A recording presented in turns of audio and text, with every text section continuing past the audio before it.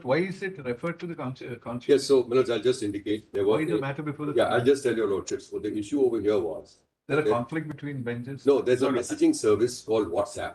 A messaging service called WhatsApp. Now that as far as WhatsApp is concerned, the company itself was taken over at one point of time by Facebook. That's right. Subsequent to that, there was a change in the privacy policy.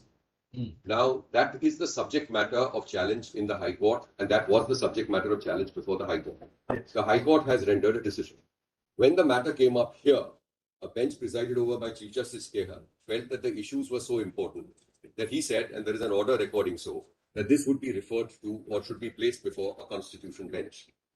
There were no questions at that point of time which were formulated in terms of the reference, because the issues overall were regarded as of great moment and of great importance. Thereafter, there have been a series of orders in this case and a series of hearings in this case where the issue of maintainability, etc., has been debated, and previous orders will reflect that several counsel have addressed the court on maintainability, what the issue should be, whether it should be taken up by 5 judges, etc. Subsequently, there's a very major development which has occurred. The major development which has occurred is that now there is a cleavage in the WhatsApp privacy policy, which is being applied, say, I'm illustrating, to Europeans versus that which is applied here in India. And the degree, and we place that on record, by the way, by way of affidavits and further applications, etc. And what we find is that the standards which apply to a WhatsApp user in the European Union are much higher, and the degree of protection and privacy which is enjoyed by them is of a higher order. Those options are not available here in India. So one of our thrust arguments is that, look, until such time as the bill or whatever, the act finally takes shape, because we've seen this saga going on, and then the government, well within its rights, has withdrawn the bill. There was a committee, a parliamentary committee report, and they want to bring it, they want to align it. That's what the statement says. They want to align it now with the recommendations, etc. Even subsequent to a bill being introduced, it's possible that it may be referred to a parliamentary committee, etc. We don't go, that's all in the realm of speculation. But the issue today, which is a live issue, is that Indian users, according to us, ought not to be disadvantaged qua users in global jurisdictions, because, according to our understanding, privacy now is, apart from being a human right and now recognized by our court as a fundamental right, has global implications. And if it's a universal human right, and if you are able to persuade your lordship that it is a universal human right, then as far as global corporations are concerned, they of course have to comply with local laws. But absent a local law, they have to adopt a golden mean or a golden standard, which we will place before you in terms of what is beyond. So this, so far as the petitioner's contention is concerned, but it is the stand of the government that Indian citizens cannot be discriminated against as against the other consumers of the same WhatsApp. But my respectful submission is that the government is alive to this situation, and the preparation and the making of a bill is already ongoing, and it needs a legislative response rather than a judicial intervention. And if your lordships can consider waiting till the legislation is put in place, your lordship would have the benefit of that legislation also, because many of the concerns of the petitioner may be taken care of. What I am submitting is there was a legislation, a new bill was prepared. That new bill, for good reasons, is now withdrawn, and another bill is under preparation.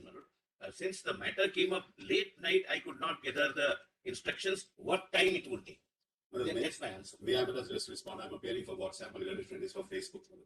No, this litigation is not WhatsApp centric.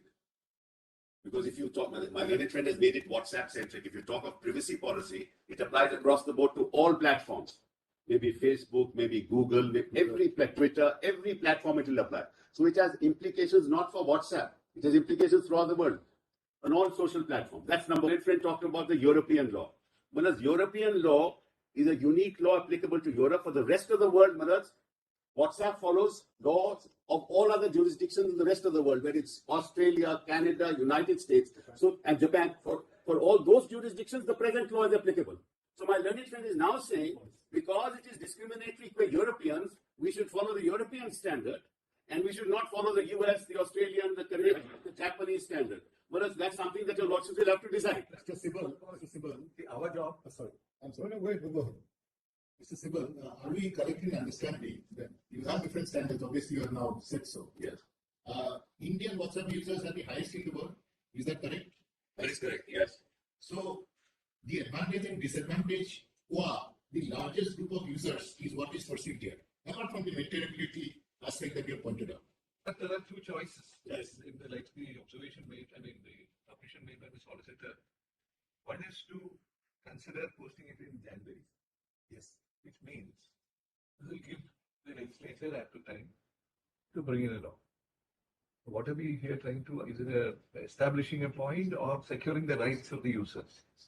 Now, if the legislature is going to come forward with a comprehensive law, which may be a solution to all the problems, we need not be bringing our heads to, establish a point in law as such. If there is no likelihood of, that's, I think, a reasonable time we are giving. We are putting it, say, somewhere in the second week of January.